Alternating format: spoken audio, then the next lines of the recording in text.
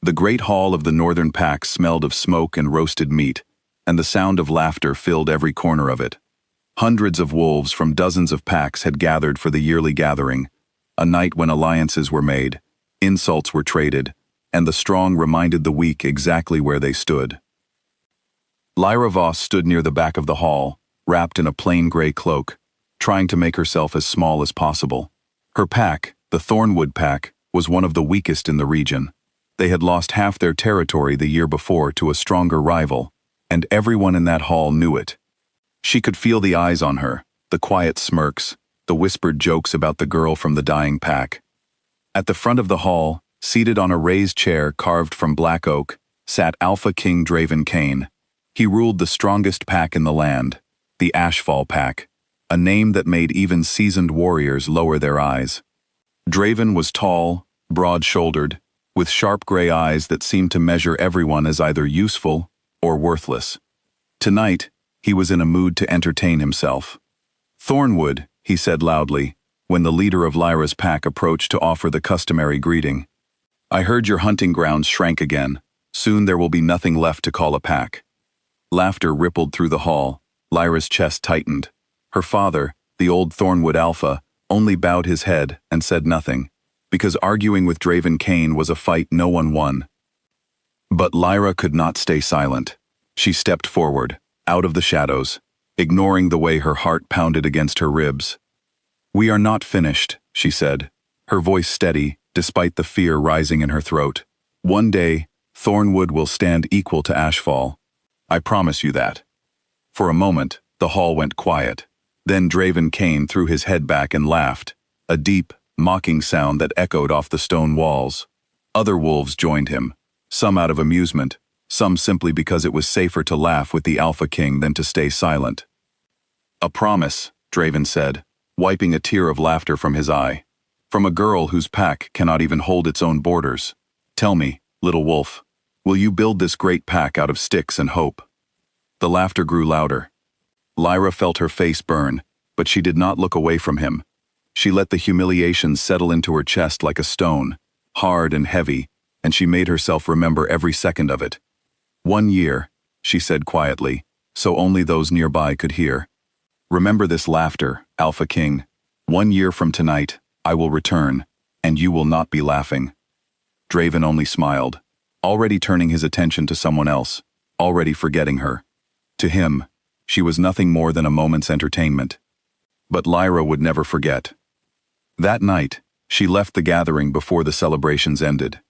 She walked home alone under a cold sky, her father's disappointed silence trailing behind her like a shadow. He believed she had shamed the pack further by speaking out. Perhaps she had. But something inside her had shifted, a quiet fire that refused to be put out.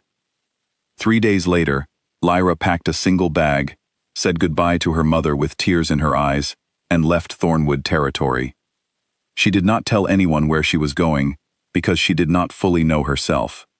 She only knew she could not stay and watch her pack fade into nothing, while the rest of the world laughed. She traveled for weeks through forests and mountains that belonged to no pack, lands considered too harsh or too dangerous to claim. It was in these borderlands that she found them, the rejected wolves. An old warrior named Callum, cast out of his pack for growing too old to fight in their eyes, though his mind was sharper than any young alphas.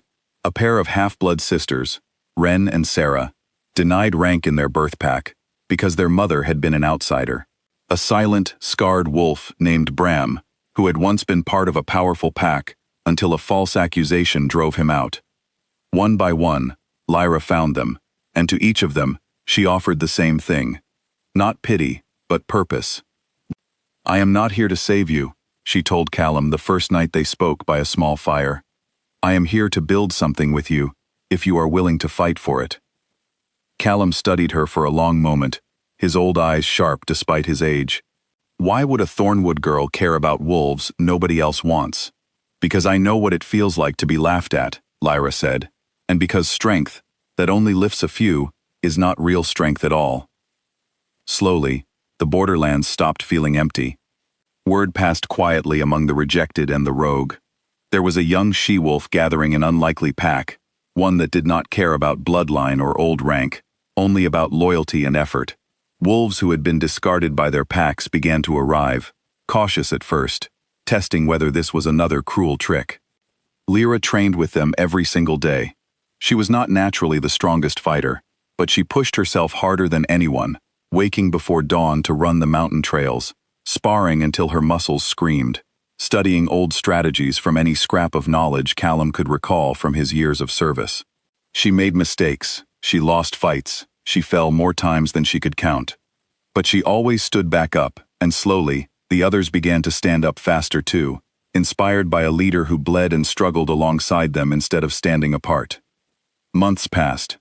The pack, which Lyra named Ember, after the fire that never seemed to go out inside her, grew from a handful of outcasts to nearly 100 wolves. They built shelters from fallen trees, hunted together, and shared what little they had without complaint. Unlike other packs, where rank was decided by birth or brute strength alone, Ember decided worth through actions. A wolf who protected the weaker members earned respect faster than one who simply won fights. It was not an easy road. There were nights when food was scarce, when injuries went untreated for lack of resources, when doubt crept into Lyra's mind so heavily she could barely breathe. She remembered her father's disappointed face, remembered the laughter in that hall, and some nights, it felt like she was chasing an impossible dream. But then she would look around at the fire, at Callum teaching a young wolf how to track prey, at Wren and Sarah laughing together as they mended torn cloaks, at Bram quietly standing guard so others could rest, and she would remember why she had left home in the first place. This was not just about proving Draven Cain wrong. This was about proving that strength did not have to come from cruelty, and that a family could be built from broken pieces. 6 months into her journey, Ember Pack faced its first true test. A rogue alpha named Corwin, who had been quietly watching the growing pack with suspicion, decided to strike before Ember could become a real threat. He led an ambush at dawn, catching several of Ember's hunters off guard near the northern ridge. Lyra received the news within the hour, her heart dropping as she heard that Wren had been injured defending the others. Rage and fear mixed together inside her, but she forced herself to think clearly. She gathered her strongest fighters, positioned them along the narrow mountain paths where Corwin's larger numbers would count for less, and prepared a defense built on strategy rather than blind force. The battle that followed was brutal and terrifying. Lyra fought at the front, alongside Bram and Callum, her body screaming with exhaustion as she blocked, struck, and protected those beside her. At one point, she found herself face to face with Corwin himself, his teeth bared, ready to end the fight in his favor. She did not back down. She fought with everything Callum had taught her, using speed and precision instead of raw power, and when the moment came, she was the one left standing. Corwin, wounded and humbled, called for retreat. When the dust settled, Ember Pack had won, but not without cost. Wren survived her injuries, though she would carry a scar for the rest of her life. 2 wolves did not make it through the night. Lyra grieved with her pack, holding a quiet gathering to honor those lost, and in that moment of shared sorrow, something unspoken solidified between all of them. They were no longer just wolves who had found shelter together. They were truly a pack, bound by loss and loyalty. News of the battle spread quickly through the borderlands and beyond. A growing pack made of outcasts had defeated a rogue alpha who had terrorized smaller groups for years. Some of Corwin's own defeated warriors, tired of his cruelty, asked to join Ember instead of returning to him. Lyra welcomed them, offering the same chance she had once given to Callum and the others. By the time the year drew close to its end, Ember Pack had grown far beyond what Lyra had ever imagined.